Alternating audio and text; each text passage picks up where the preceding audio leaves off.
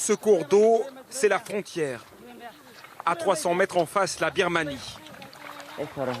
À peine arrivés sur la rivière, nous croisons une première barque. Il se passe quoi là-bas? Ils brûlent nos maisons. Ici, côté Bangladesh, des personnes se cachent sur la berge. Ils attendent leurs proches qui n'ont pas encore pu traverser. Quand les gardes-frontières ne sont pas en vue, ils donnent le signal. Venez, venez, la voie est libre. Venez par ici.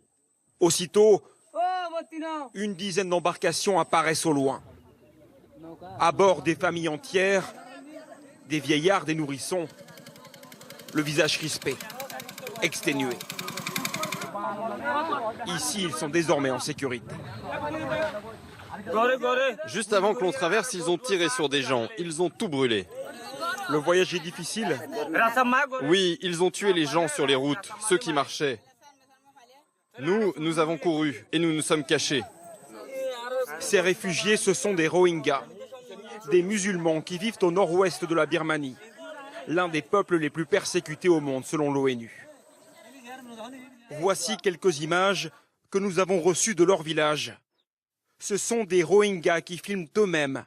Les journalistes sont interdits sur place. L'armée birmane a brûlé des milliers de maisons au moins et ouvert le feu sur des civils qui y habitaient. Les militaires disent se défendre contre Arsa, un groupe de rebelles Rohingyas qui a attaqué des postes de police. Un enchaînement de violences de part et d'autre. Depuis, les habitants s'enfuient comme ils le peuvent.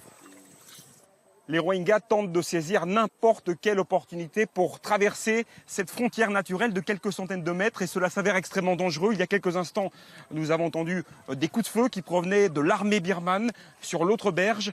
Ces 10 derniers jours, ce sont plus de 90 cadavres qui ont été récupérés ici dans la rivière et ce n'est pas tout. Une fois qu'ils sont arrivés, il faut encore marcher de nombreuses heures avant d'arriver au premier village côté Bangladesh.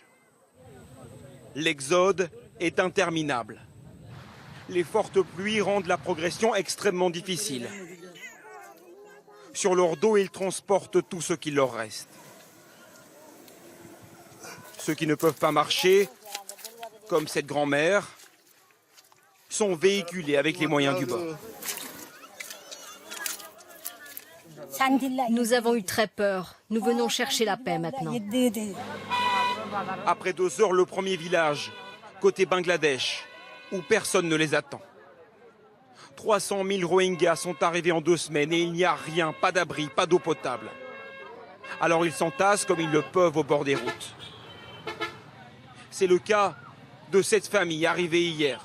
Ils ont marché pendant 7 jours, portant sur leurs épaules un des fils, touché à la jambe par une balle de l'armée birmane. Beaucoup de personnes sont mortes devant nous. Nous n'avons pu sauver que lui. Ils sont morts les uns après les autres. D'après leurs témoignages, s'ils sont persécutés, c'est pour des raisons religieuses. En Birmanie, pays à 90% bouddhiste, ces musulmans disent être perçus comme des ennemis. Ce sont les moines bouddhistes. Ils tuent les gens. L'un t'attrape et l'autre te tranche la gorge. Ils ne veulent pas nous voir dans leur pays. Ils disent que ce n'est pas chez nous. Leur objectif est de nous tuer. Ils veulent tuer tout le monde. Au milieu de la désolation, la vie continue. Ce petit garçon est né il y a quelques jours, juste là. Il n'a pas encore de prénom.